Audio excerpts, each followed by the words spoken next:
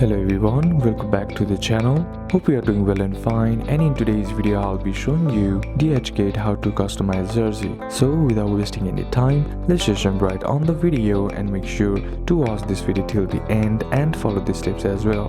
To customize a jersey on DHgate, what you need to do first is head over and open up your DHgate app, and then once you're inside your home screen, on the search bar what you need to do is type in custom jersey. Then once you are here, what you need to do is select a customizable jersey by simply browsing through the options and selecting a jersey you want to customize. Then be sure it mentions customization options in the listing, and then once you do that, many sellers offer customization for jersey names, numbers, team logos or personalized design. Look for a section like customize or personalization on your order, and then choose the size of the jersey and enter the customization details like name, number or logo if applicable. Some sellers may provide a customization form or text boxes to input your preferences. Then if the customization options are not clearly outlined, you can message the seller through the DHgate messaging system and ask if they can customize the jersey with your design, text or logo. After finalizing your customization details,